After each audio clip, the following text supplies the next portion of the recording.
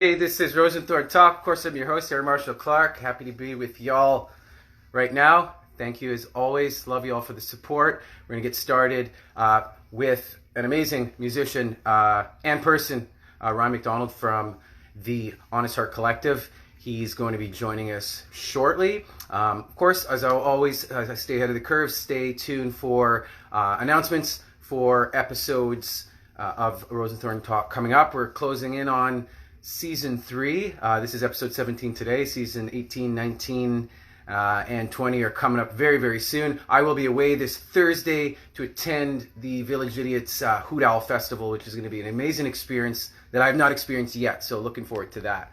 So as always, I hope you all are having a great day. And Ryan's going to be touching base with us shortly. Might as well mention, of course, you can watch all episodes of RoseNthorn Talk on Aaron Marshall Clark YouTube channel. All the episodes are uploaded on there, as well as IG posts here too. So, hey Wayner, how's it going? Good friend Wayner, I've known him since, like 2007. We're both avid sports fans and music fans and everything, and he's always showing us support, as of all are you. So, Ryan is on the proverbial line. Started.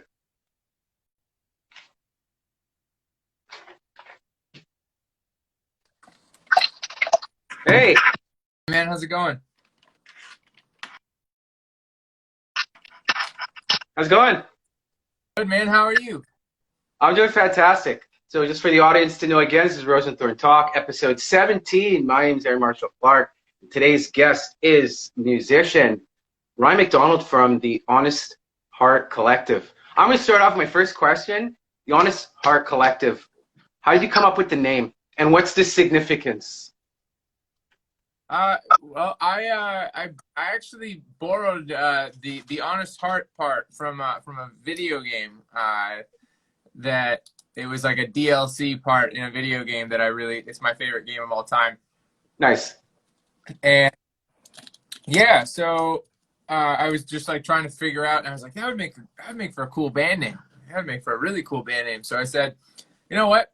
Let's do it. And I didn't want it sounded like too much kind of like the Lonely Hearts Club Band, so I needed a different name than band, and so it's like, you know what, I'm gonna try this, because the whole idea behind it was that I wasn't gonna be able to find, I didn't think I would be able to find like a solid cast of musicians to go on tour with. So I figured if I called it the Collective, it would make sense that there, sometimes there'd be somebody else playing guitar, somebody else playing drums. And then as soon as I got home and started the band, that completely went to the wayside, because everybody who joined was like, yeah, we're in. So yeah, it was pretty, but the name stuck, so. Absolutely. Were there other names in the past, or was that the inception of the band was the Honest Heart Collective? Yeah, that was it. That was basically it. It was just like, it was initially Ryan MacDonald and the Honest Heart Collective. And then as like that rotating cast of musicians thing, but then as the lineup became permanent, we just said, screw it. We're a band now, not a solo artist in a backing band. So let's just call it what it is. Now, that's a perfect segue, because actually my next question was growing pains, the early days, the proverbial revolving doors, as musicians, that can happen between artist and producer to artists and fellow bandmates. What were the growing pains like in the early days, if any? Yeah, there was a couple. Like we had a couple guitar players. I had a friend of mine who was gonna play. He'd play all the local shows because he was getting married and having kids, and so he was doing that. So he's like, yeah, I'll play all the Thunder Bay dates, but I can't go on tour. So then we found somebody else to go on tour with. A buddy of mine from college. Said he'd come on tour, so we had that kind of dynamic for the first year of our touring career, which was a little strange. And then afterwards, my buddy Brent from college, he couldn't really do it anymore. He was doing his own thing. So then we asked our friend Kevin to join the band, and he did. He dropped out of university. He was 3 years into a 4-year business degree, and he dropped out, bought a bunch of stuff, and joined the band. And you know, and then we had, you know, we added, you know, we lost some keyboard players along the way.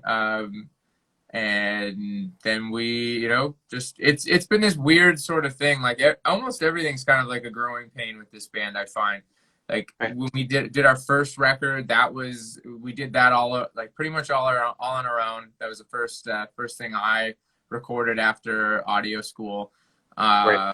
So that was a little difficult, but we made it through it, and we got it done, and I'm glad we did it the way we did it. You know, and then the second record took a long time before we, you know, and we started working with one producer, and then he kind of got pulled away by other things, and then, you know, it took us about almost a year to kind of figure that out and get back on our feet and start working with our current producer, Derek Hoffman. So that was a huge process. And yeah, and now we're just trying to, and we're, you know, we've been gearing up for the last 2 years to work out this new music and play, you know, work out this new music and start writing more stuff. So we got this EP almost wrapped up that'll be coming out soon. And then, yeah, and then it's on to the next full length record. So That's a transitional process that one really has to, I want to say, adapt to and kind of just roll with the punches, so to speak, because it'll shift the momentum in the wrong direction if the focus isn't there, and having everyone focused on literally on the same page. So I definitely commend you and the boys for that. Now, when you went to audio, you're welcome. When you went to audio school, did that help? Did it just dawn on me when you'd mentioned that? Because when I was doing my research on the band, I came across that. Did you apply that to anything on the first album, or no? So yeah, so like I recorded the whole, so this is our studio that we own. It's called Lionheart Studios. We just renovated the live room. Sweet. Yeah, and so like here's my whole desk setup area. Yeah. So yeah, anyway, so I basically, that whole first record, I recorded it using like the knowledge that I had from that. I mean, audio is a very, you know, recording is such a funny process because you're always constantly learning. You know, you can never not quite know everything. But yeah, so that was, I definitely applied what I could to that record. And, you know, for it being a record made by a bunch of kids in their early 20s, who'd never really done anything like that before, I'm proud of it for sure. But I've definitely, if I was doing that record again today, the process would be quite a bit different. Absolutely. Now the Honest Heart Collective has been a band since 2013. Yeah. Now, to rewind back to the origins, I came across a picture on your Instagram profile with your brother. I believe you had like a plastic cricket stick, or you both had hockey sticks, emulating playing guitars. Did you know in that picture that this was going to be your career? Yeah, that's basically all we wanted to do since we were kids. Like my dad took us to see Colin James play at the Thunder Bay Community Auditorium, and just like watching him just like rip apart that Strat just made me want to, you know, be a musician and play music and make that my career. So it was we were exposed to music at a very young age, and and that sort of really sparked it for us. So right. I was going to mention if it was a staple, music being a staple in the household, clearly Colin James is amazing. And what was your first instrument? Was it guitar? Yeah, my first instrument was guitar. This kid that we went to school with, he was a friend of mine. He brought his acoustic guitar to show and tell, and he was playing, you know, shitty Blink-182 riffs on an acoustic guitar. And I said, you know, I could probably do that. And that's kind of where it went from there. Yeah. Now, 2015, when you first started out, you'd mentioned in an interview that you didn't understand what it meant to be shaped by a place. Tell us about that. You're from Thunder Bay, Ontario, and it was reflected in a song called Debt. So tell us about what it was like growing up in Thunder Bay, the music scene, the aesthetic of Thunder Bay itself, and then how that song tied everything together. Yeah, I mean, people would always ask that when we first started out, like you're from Thunder Mhm. Bay, like how does that shape your sound? Like what's Yeah. it like? And I didn't quite ever understand it at first, but then you write I started writing a song called Debts, and it is very reflective of like the community. Like Thunder Bay used to be a town where you could go work at the paper mill uh, right out of high school and have a good paying job with benefits, and you could raise a family on it. You could raise a family of four or five on that wage. Well, you can't really do that anymore. And so there's a lot of guys out of work. Big box stores just like everywhere when they rolled in, kind of took apart the mom and pop shops. So like you go down, we have this street that's like notorious in Thunder Bay now, and it's called Simpson Street. And like that used to be the area, right, where there was all of there's tons of local businesses, and most of the buildings are boarded up now. And it's the same way downtown, just on this street, Red River, used to be the same way. And it now Red River with the waterfront and the BIA and a bunch of local entrepreneurs trying to build up our downtown core. It's gotten it's been a significant improvement in the last 10 years. But yeah, that was sort of that tune was that working class tune, and it was the first story that I'd really gone like full Springsteen on, and made it work. And so that's definitely kind of, and then then I started to learn what it really meant to having your sound and your story be kind of shaped by your environment. And that's about it. Right. Amazing. The next best thing in 2015 was a competition, band competition. Tell us about that. And was that the band's first real go at competing in the industry, so to speak? Yeah, I mean, we started touring in 2014, and we toured on the EP that I made in my dad's basement when I was living in Ottawa going to school.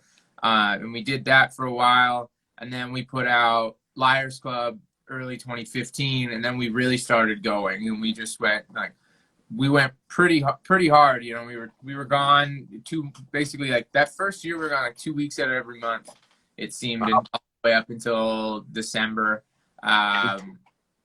And yeah, so like we did Vans Warped Tour that year at the Toronto date. Like we done a whole ton of stuff, and then that online contest for the Edge's Next Big Thing came up, and we submitted for it, and it was like a voting thing, but the judges were gonna pick 4 of the finalists, and then the fifth one was picked by votes. And on like the last day, at literally the 11th hour, we took the lead, and then we won. So we weren't sure. We had none of the details yet, but we had to go down to Toronto. We were going to play a big show at the Phoenix with 4 other bands in Toronto, and yeah, it was really fun. Like that was really cool for us to get to go do that, and have that experience and kind of see it. I mean, I wish we would have been a better band. Like everybody, I remember back then we were all upset because we thought that we were going to take it. But looking back on it, like we weren't near the band that we are today, or the players or the songwriters or the musicians. So like we went out there swinging, but yeah, we definitely, we weren't as prepared, I guess like just, we weren't as experienced enough to come home with that win for sure. But luckily, it was a great experience, and it was a really great learning experience for us. And we thank the Edge for having us. And yeah, it was a great time. Like that was a really great weekend. I remember like all of our friends, a bunch of our friends and family and like girlfriends from Thunder Bay, like they all flew down to Toronto to come see the show. And I think we were first up because we were the voted in, like we got voted in, right? So we were the first act, and there was like 800 people in the room. So that was our biggest show at that point to date. So Wow. Now, music programs throughout school, was that something you participated in, or were you more self-taught? And moving forward, is mentoring musicians something that the band collectively, pun intended, would pursue, or yourself individually? Yeah, so for me, I never really the high school I started playing guitar when I was like 12 years old. So I was already into, you know, guitar lessons at that point. Like my parents put me right in. And so by the time I got to high school, I was already kind of ahead of the, you know, I was already ahead of the Curriculum. the basics, you know, the basic curriculum of guitar class in school. Not to say that it's not important, but for me, it wasn't a thing. So I actually enrolled in that grade 9 guitar class both semesters, and both semesters had dropped out of it because I just couldn't get past the first couple of days, because I was sick and tired of, I didn't want to sit there playing Mary Had a Little Lamb when I was already shredding AC/DC licks. Like, what do you want to do with that? But I think that they're incredibly important in schools to keep that avenue open for kids who weren't as fortunate as me to have, you know, my parents didn't make a lot of money, but they made enough money to get me a $200 acoustic guitar and throw me in lessons for a couple of years. So to build the foundations. Like, obviously I've learned a lot more just playing on my own, and in the last 10 years. Like, I think I stopped taking guitar lessons 12 years ago almost now. Like, when I stopped when I was like 17 years old, I think. Okay. Or 16 or 17, somewhere in that range. But it was definitely a big part of my life. And so, you know, I'm thankful and very fortunate and privileged to have that, to have my parents were able to give me that ahead of time. Whereas, you know, school education and music, I think is very important and very, very much necessary. As far as us being mentors, I don't know if I have the patience for it. But Kevin, our lead guitar player, he's teaching guitar right now too. He's got a couple of students, so that's kind of been his side hustle. Working hard, and he's great at it. He's really great at it. I've seen him in a couple.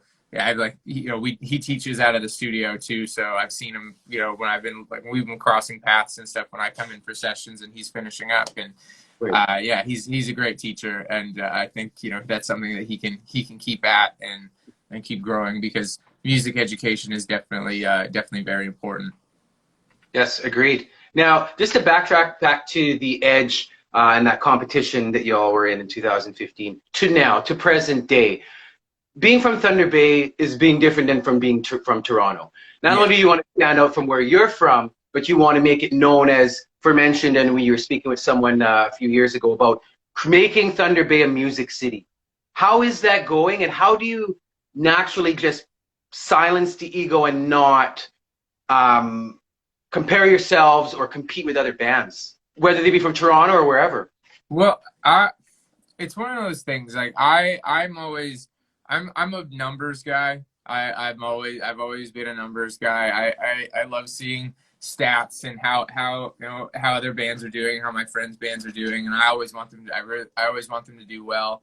Right. But there always has and always will be like this healthy sense of competition, because I think that always just drives us to do better. Like, friends of ours are from a band in Kingston called The Wilderness, and they have this song called Virginia Sapphire, and it's amazing. It's one of my favorite songs that's come out in the last little while.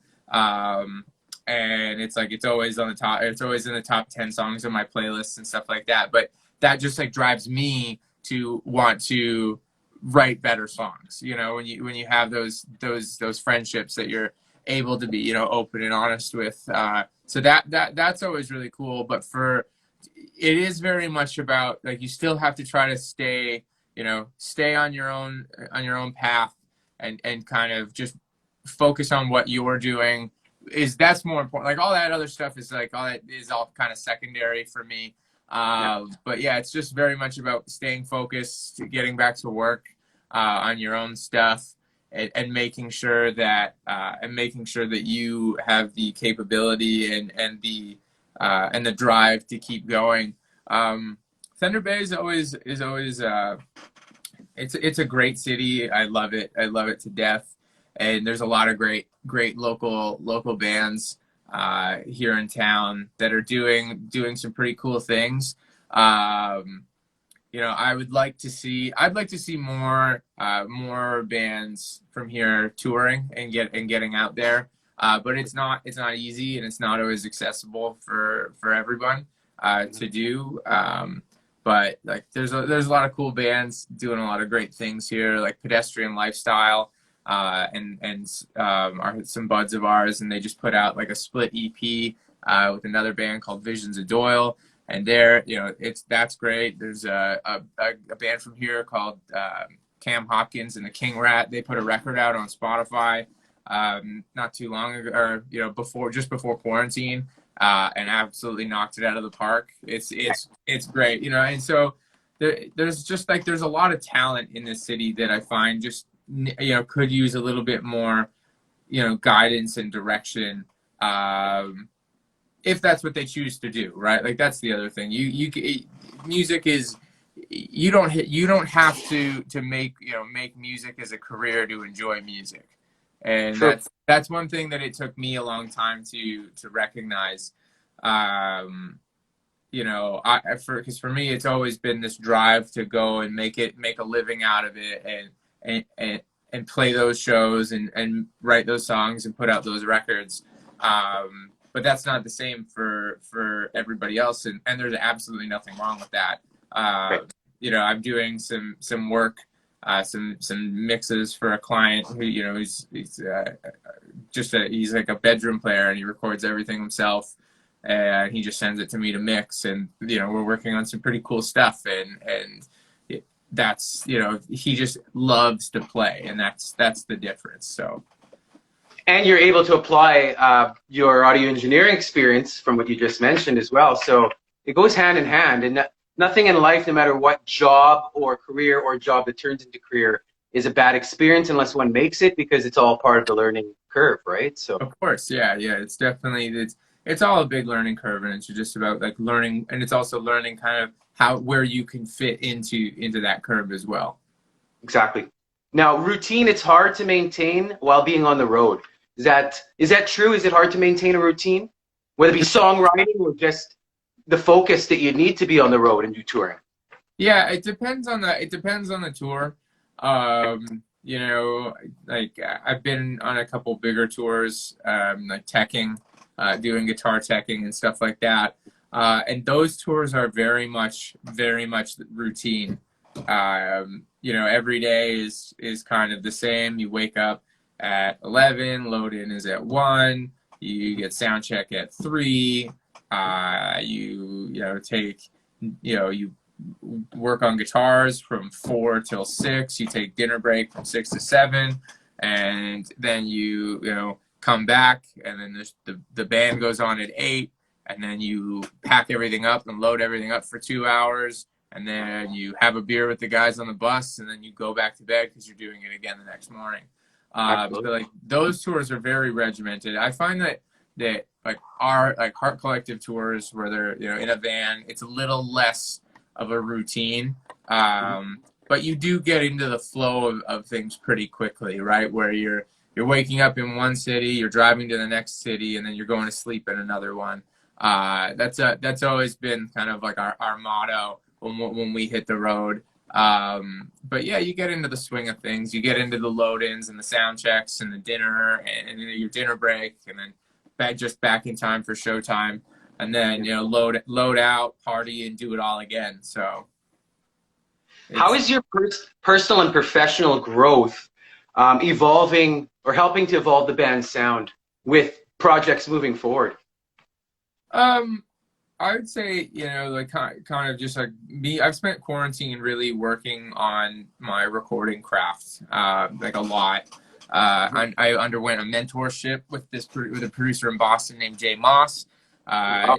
He's helped me a lot, really get my work from like from where it was at a very much of a demo standpoint to now I can get, I can take a demo from 3 years ago and mix it myself, send it away to mastering, and now it's on it's still on the biggest Canadian rock playlist on Spotify. So, yeah, it's definitely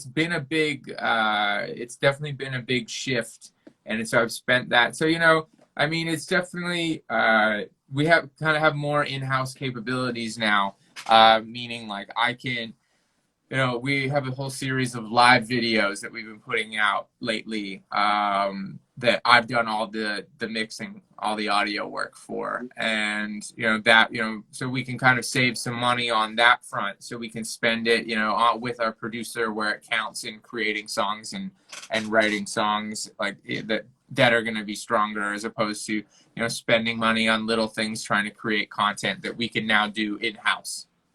Absolutely. Well said. And that's what this time is to be spent for in that instance, when one can and one feels that they should, because it's self-reevaluation, self-evaluation, and casting out doubt. I started this podcast in April of this year. I felt like I've been doing it for years. I started it during this whole quarantine process, and here we are today. So I hear you on that, and I know our audience today, individually and collectively, our audiences will take from what we're saying and see that there are those opportunities to do so.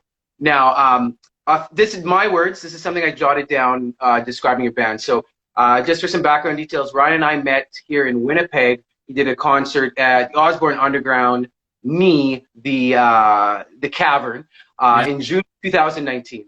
And we had a brief but amazing conversation. And listening to us speak today, which I'll elaborate on towards the end of the cast, to that conversation we had then, and listening to your music all in between. Authentic, passionate, emotion with intention, honesty without hesitation, sang with conviction and soul. Those are my words describing the band. Thank you, man. You're welcome. I was clearly mind blown by your guys' performance in June 2019. Hence the description. But do you ever feel the music industry sidesteps past the emotional attachment I just spoke of with fans to create more of a, how do I want to say, a sound that's not genuine?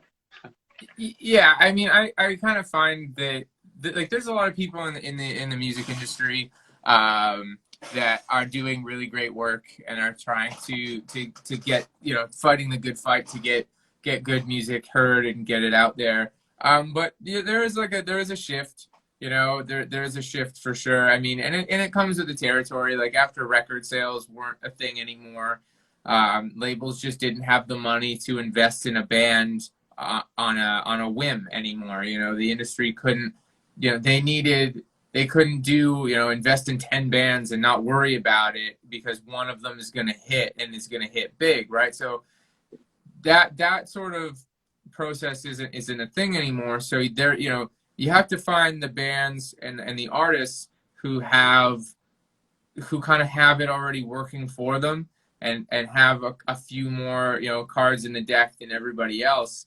to make that work. But, at the same time, like, sometimes they're just looking for a way to create a buck, and because they need to, right? They have jobs and lives and companies and bosses and kids to work, to feed, and houses to afford. So, you find the next biggest thing you can on TikTok or Instagram and see what you can do to make some money out of it. And that's not the whole industry, but there's a section of the industry that's what it kind of feels like. So it does kind of feel like it. Like we always pride ourselves on trying to write the most honest songs that we can write.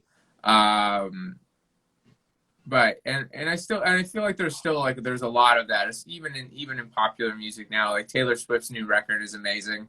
And that was just something like she did, and she just fucking dropped it. So yeah, like I don't know. I just there is kind of this, there is a little bit of a lack of soul in a lot of music, and not that being a white guy, I'm not saying I have a ton of soul.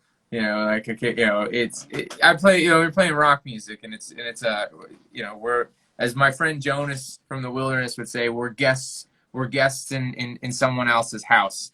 And yeah, it's weird, but I always just try to pride myself on writing the most honest songs that I can write, and just kind of focus on that.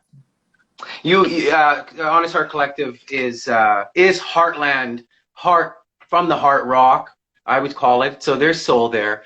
I think it goes past, as you know, it goes past color. It really comes to the soul of a person. A lot of the industry will like to paint it that way, though. We both know that as musicians. So there's always that constant divide, but those who are aware can see past that and still be motivated to put out the type of music that you put out. So with the new track, Line Work, I love it. Tell us why that was, you're welcome, why that was the latest track, and what that song means to you. So we actually recorded that tune in the same session that we recorded our last single, Fine, in. And so that was recorded 2 years ago, like around this time, like August 2018 is when we recorded it, as kind of like our quick follow-up to Grief Rights, was sort of the idea behind those two songs. And then slowly it became more than just two singles, and we had written a couple more songs, and Grief Rights had this weird, right when it came out, it didn't do a lot. Like it came out, we did like 6 dates, which, we did 6. Yeah. And then the record just kind of went down and didn't work. Then Spotify released their playlisting that you could submit for it. So we re-released Lonely Bones and North American Dream from Grief Rights as singles, and we got to submit them for playlisting directly to Spotify, and they both times we did it, they both hit, and they both made it onto the Rock Your Block playlist. And then things started taking off kind of around now, like 2 years ago this time. And so then those two songs, they went to the back burner because there was no point in re-releasing them when the record was finally starting to do well. So then, and then we put out, when we came out with the plan, we put out Fine last September, and then the plan was that we were going to put out Line Work early this year before we'd go on tour again in March. And then we kind of had some conversations late last year, and we decided against actually going on tour. We weren't going to tour a whole lot this year, so that was part of the reason why. We decided that we were just going to put the songs out as singles to try to build some traction and create some more content around them, so that we could go on tour again in fall of 2020 and fall of 2020 and make it, and hopefully make those shows bigger and more attended because of us not playing so much. And that was kind of the idea. So we're like, okay, well, let's put Line Work out in March then. Well, March came around, and COVID hit and everything shut down. So we decided, well, we were going to push it to, we'd push it to June. That's when we decided, because we weren't sure, like, if we can make this work. And then, as everyone knows, a Minneapolis police officer decided to put his knee on George Floyd's neck for 8 minutes and 47 seconds. And the whole world needed some time to really feel that. So not saying that.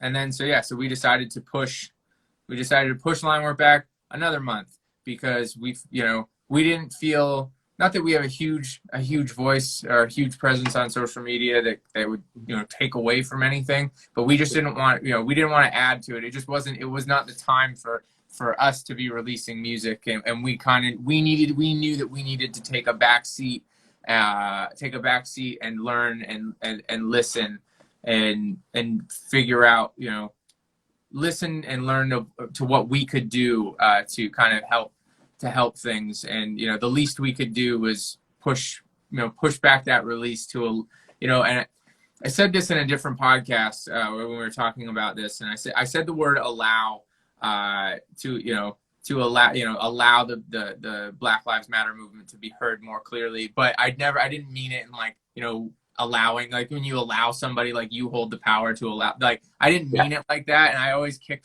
myself for saying it. I didn't think anybody would think about it that way, but I did afterwards. But we just wanted to just shut up so we could let other people, you know, other people have the floor. And I feel like that was very important, and I think a lot of the Canadian music industry did that or tried their best to do that. And so it's obviously still very important, and there's still lots to learn and lots to listen to, because, you know, they don't seem to learn down in the U.S. Or some people don't seem to learn down in the U.S., I guess I should say. But yeah, line work has had a very, we pushed it back multiple times now for various reasons. But yeah, so that tune was, you know, that tune to me was just about the multiple relationships sort of in like from my past that I've kind of lost touch with a little bit. Some more and some more so than others. But it's kind of that way of, you know, you're growing up, you're going to grow up, you're going to go down different career paths, you're going to live in different cities, you're going to have different schedules, and you know, some people are going to have kids, some people aren't, and that's just the way life works. So I felt like when I was writing that song, it was kind of like a very, you know, cathartic way to say, you know, to kind of recognize that was happening in my life, and you know, and also accepting that it's okay, that's just part of life, and you know, I'll always have those memories with those people, you know, and nothing can take that away from me. But I know that, you know, for some of those friendships and relationships, like I know that I could do better to kind of reach out, and even though those things aren't always going to be the same, you know, like going for lunch with your buddy that you used to party with every weekend when you were in your early 20s, you know, it's definitely not going to be the same, but it's still important to kind of hold on to, you know. Absolutely. And just all the different angles as well, whether it be a relationship with a significant other or friendships. I've done the same thing. I find those songs at most times are my words, the easiest to write, because it's so reflective, but it has vision for what's to come forward, and never forget those type of memories. So that's why. I totally agree. Thank you. That's why it stood out for me as well. Lots, obviously, of your music does for me, but that in specific, maybe because it's being the latest track, but really using that for the promo adverts and vids was fantastic for me, because it led to why we're discussing it now, and all the emotions that it included. So speaking of including, inclusiveness in a band and understanding the importance is paramount, I would say. Now, how does making sure everyone's voice is heard? What's the best advice you would give to be a solo artist or a band that is going through the aforementioned growing pains and thinking, hey, I don't know if we can do this, guys? What's the best advice you'd give to a musician regarding that? I would say when you're in growing pains and you're having, sorry, I got a neighbor here who's just like ripping a bass solo. That's all good. But He's not doing it very great either. Anyway, basically, I would say that to know that as soon as when you're in a room with a group of musicians and you're writing songs and working on things, as soon as you put an idea out there, it's not your idea anymore. It becomes the band's idea. It becomes the collective's idea. Like it's not Right. you don't own it. And as soon as you put it out there into that room, it's not yours. And you have to kind of get over that really, really quickly because it could go so many different places, right? Like it could go, like it starts at A and it could end up at X. Like there's no telling where it could go in between, and so you just need to know and be prepared about that, because if you're not, it can definitely lead to some particularly stressful conversations and tense atmospheres that aren't conducive to songwriting and being in a band. That was one of the things that I had to learn really quick, as one of the, as I guess sort of the main songwriter in the band. You pitch an idea, like, and it's funny, like Dave Grohl talks about it in the Foo Fighters doc, the Back and Forth one. Like, it's how he would have, write a song and he'd have an idea of how he wanted the drums to go, but that's not necessarily fair when you're in a rock band, because we're four equal members of this band, and we all participate in the same way, and we all get a say, and it's very democratic. But before, it was I wasn't the easiest person to be in a room with a couple times, I could imagine. So Sunday, thanks for that, by the way. And Sunday, last past Sunday, on your social media, I saw you yourself, band members, friends playing cornhole, which is awesome. What's downtime look like for you moving forward? Like, because you're so busy with learning, or honing, I should say, your audio skills and writing and reporting, all that jazz. What does downtime look like? Has it changed through quarantine? Is it going to evolve out of quarantine whenever that happens? It's definitely, I don't know. I'm not gonna have a whole lot coming up in the next little while. But we over quarantine, like we all started hanging out and playing the new Call of Duty game, like the Warzone online. So Yeah. we get to hang out all the time on there and play with our friends that we usually see when we go on tour that we don't see anymore, or that we haven't been able to see.